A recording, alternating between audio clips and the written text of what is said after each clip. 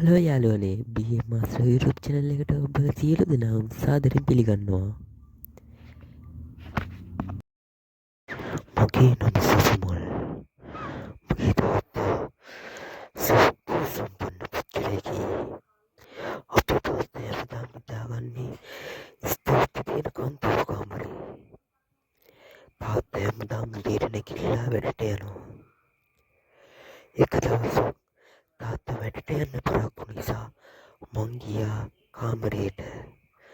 බලනකොට දොර ලාවට ඇරලා මං දොර තල්ලු කරලා කාමරේට ගියා. තාත්තා ගියාගෙන ගියපු එක මං එළියට ආවේ අම්මේ කියලා කෑ ගහගෙන. බලනකොට තාත්තගේ ඇස් උඩ ගිහිල්ලා නායෙන් ලේන වැක්කිරෙනවා.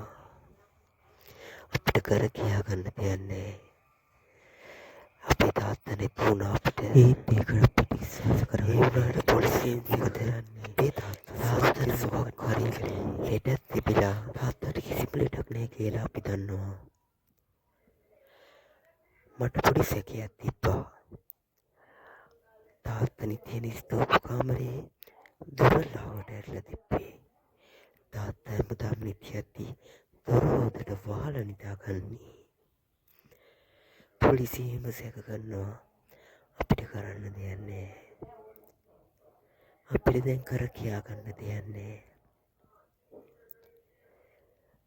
තාත්තගේ 3 මාස දානෙ ලං වෙනවා. 3 මාස දානෙට පහුවදා මට මෙහෙම දෙයක් සිද්ධ වුණා. මං ගියා ස්තූපයට. ස්තූප කාමරේ මට කතා කරන්න වුණා.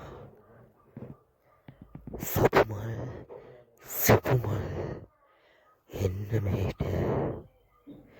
තාත්තා කතා කරන්නේ කියලා මං කෑ ගහගෙන අම්මා ළඟට ගියා. අම්මා කිව්වා ඔය ඔයාගේ ඔලුවේ තියෙන මනස්කාන්තයක් කියලා. මං එදා රෑ නිදි ගන්න කාමරේට ගියා. කාමරේට ගියාට පස්සේ මට කිසි නින්දක් නෑ. නින්ද යන්නේ. මට මගේ තාත්තා කතා කරනවා. සපුමල් එන්න ඔය විදියට. මට මගේ නියුන් සහෝදරියෙක් හිටියා.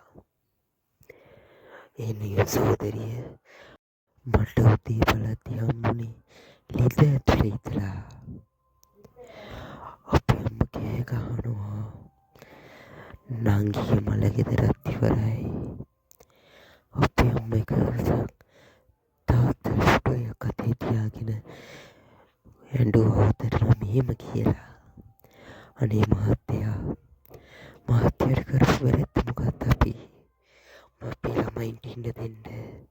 ළමයිවට වැරැද්දක් කළා නෑනේ කියලා. අම්මට හොදටම දුකයි. හොඳටම ඇඬුවා.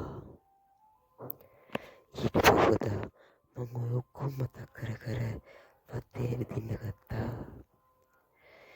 ඇවිදින්න ගත්තට පස්සේ වැඩ ආයිල ඉඳලා මට සීයා කෙනෙක් කතා කරා. හිතුවේ තාත්තගේ යාළුවෙක් වෙන්න කියලා. මං ගියා ළඟට බලන්න. ගියාට පස්සේ එයා මට මෙහෙම දෙයක් කිව්වා. ගෙදර ඉන්නේ ඔයයි අම්මයි විතරයි නේද? ඔගොල්ලන්ට ජීවත් වෙන්න නේද ඕනේ කියලා. එයා කිව්වා ඔගොල්ලන්ට ජීවත් වෙන්න ඕන නම් අද පාන්දර 12 වෙන්න කලින් එළියේ පානක් පත්තු කරන්න ගියේ ඇතුළට එළියක් නොවැටෙන්න කියලා. එතකොට ස්තූපේ ඉඳන් අම්මා මට කතා කරා. කතා කරාට පස්සේ අම්මා මට මෙහෙම කිව්වා. ඇයි පුතේ ඔයා ඔය වැඩ ගාව තනියෙන් කතා කර ඉන්නේ කියලා. ඊට පස්සේ මම එයා පැත්තට හැරිලා බැලුවා. බලද්දී කවුරුත් නෑ. සීයා දුවදා මම ඉක්මනට තියුවා අම්මා ගාවට. මං අම්මට හැම විස්තරේම කිව්වා. කිව්වට පස්සේ අම්මා මෙහෙම කිව්වා. අපි දෙන්නත් වාටියක් බීලා මැරුමුද පුතේ කියලා. අම්මයි මාහිත ශක්තිමත් කරගෙන හිටියා. මේ වැඩේ කෙරෝලක් නැති හින්දා අම්මා කිව්වා අපේ ගුරුන් වහන්සේ නිකම් වෙන්නයන් කියලා. අපි දෙන්න ගියා. ගියට පස්සේ සිතුවිලියක් කරන්න ලෑස්ති වුණා.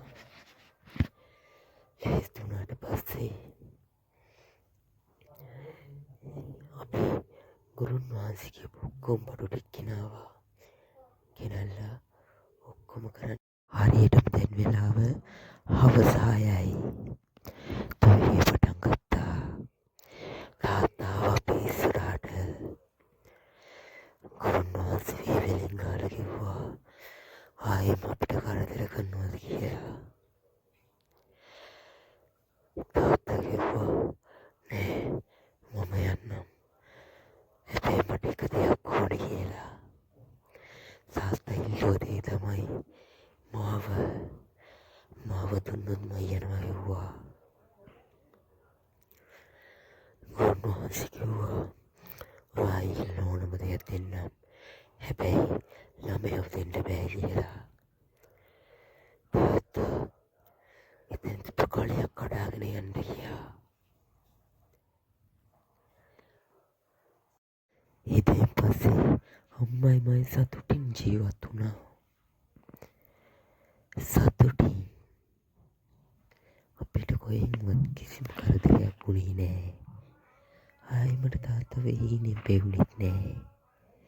තාත්තගෙන් කිසි කරදරයක් අපිට හම්බුනෙත් නෑ.